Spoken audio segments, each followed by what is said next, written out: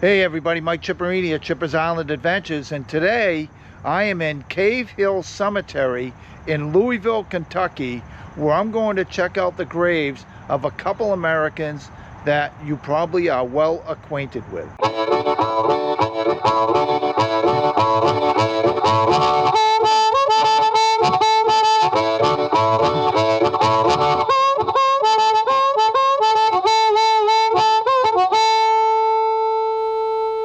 So hey everybody, I arrived in Louisville yesterday and I'm here for a military reunion. But while I'm here, I figured I'd check out a couple of notable Americans who are buried right nearby where I'm staying. And the first grave is right in back of me. So let's go ahead and walk up and check it out. As we approach the grave of the founder of Kentucky Fried Chicken, Colonel Harlan Sanders. You can see there is a bust of him right here, along with his name stating he and his wife are buried here. And you can see this nice little colonnade set up here. And as you can see, we have this stone right here, and it talks about how he was born near Henryville, Indiana, and the founder of Kentucky Fried Chicken Empire, and he died in 1980, and he's buried with his wife Claudia Ellen Sanders, who was born near London, Kentucky, and truly the Colonel's lady and co-worker. So I want to talk about a couple things with the Colonel. One little aspect is, how did he get the title of Colonel? Well, here in Kentucky, it's kind of like knighthood in England. That's the best comparison I can give you. Certain people are nominated to the governor for the title of Kentucky Colonel.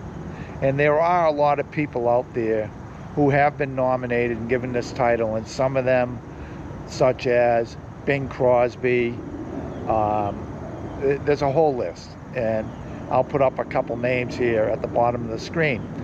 At any rate, he was nominated. The governor of Kentucky bestowed the Kentucky Colonel title to him. Well, at some point, the Colonel started taking on that title seriously, and a lot of people thought it was kind of ridiculous, but then after his success grew, they embraced it because it was a good match. And the way he started selling chicken in a roadside setup back during the Depression, and then he opened up a restaurant later. He failed at that because there was gas rationing or something like that. But at that time, he had perfected the chicken recipe using a pressure cooker and then the ingredients. He also had an excellent gravy. And so at some point, he opened up another restaurant, and then he went ahead and pursued opening up franchises. Now, all along the way, he had a whole lot of different occupations, whether it was firefighter, he worked on the railroad as a firefighter also, along with in a town. He worked in the life insurance business. He also worked as a lawyer, and he had a lot of other jobs he did. But he really made it big when his franchises started to sell. So one of the tidbits that you may be interested in is that the franchise changed the recipe to the point where he was deeply disheartened, and he basically called the food that is served at these KFCs slop. So even though he died a very wealthy man, he was not happy with the current situation of all the franchises of which he began. And for 20 years of his life, the last 20 years of his life, he always dressed the same in that white suit with the black string tie, and he had the goatee, and he had that whole iconic presence. So Now, one of the things we're going to do is visit a restaurant that has the original recipe. More on that later. So I just wanted to talk a little bit about the Colonel. I think he's a very interesting individual. Of course, he's an icon of America and the world, because you see KFCs all over the world now. And I just think it's interesting. Here he is buried here. He was a man just like all of us, but he is an icon. And pretty nice grave here. It's well set up. They have a yellow line that takes you right to the grave site. And here it is. So I basically followed this yellow line to get here and came in to the Colonel's grave. And I got to tell you, this Cave Hill Cemetery, it's 300 acres. And there are some truly beautiful graves in here. Up in New England, in my town in Gloucester, they have limitations on the size of your graves and stuff, because land is a tough commodity up there where we don't have a lot of it. Whereas out here, it's a lot more wide open. And next door to Colonel Sanders, you can see we have some more graves, more family members. You can see the name Sanders up here. And here we have a Harlan Morris Adams, probably of some relation, but you can actually see Margaret Josephine Sanders, who is the daughter of Colonel Harlan D. Sanders and Josephine King Sanders. So that apparently is from his first marriage, this daughter.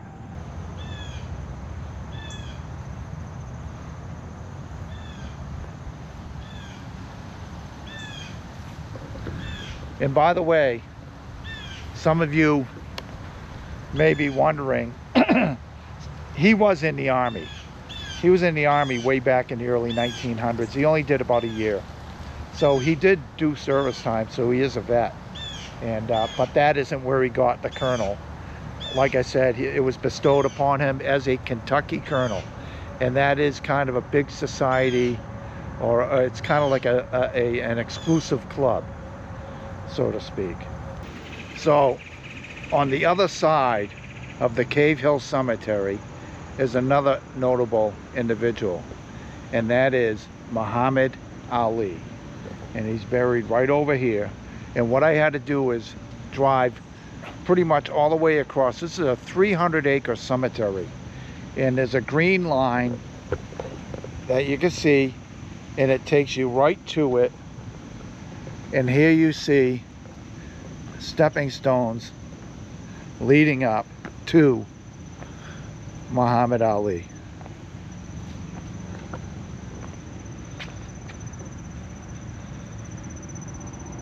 And I don't think I need to say much about Muhammad. He was a great boxer.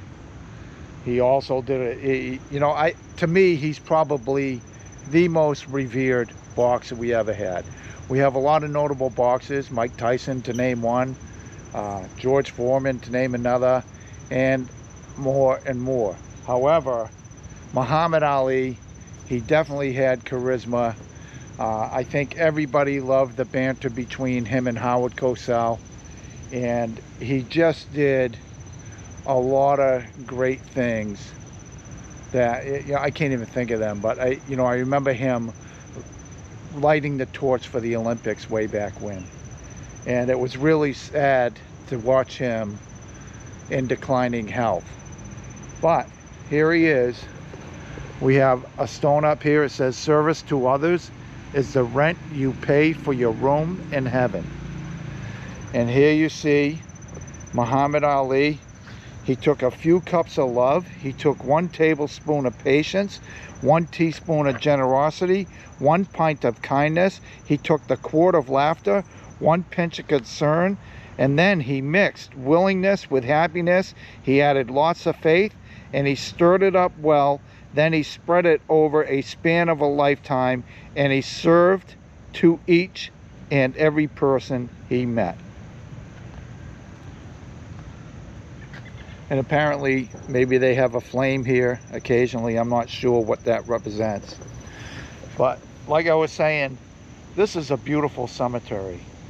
And, you know, it's kind of neat for me to come out here and visit graves like this between him and Harlan Sanders on the other side of the cemetery. So this is pretty cool. And that's about all I got to say about it right now. Looks like somebody put a beehive up in the tree called Ali's Bees with boxing gloves. You can see it's on a winch system so they can bring it down.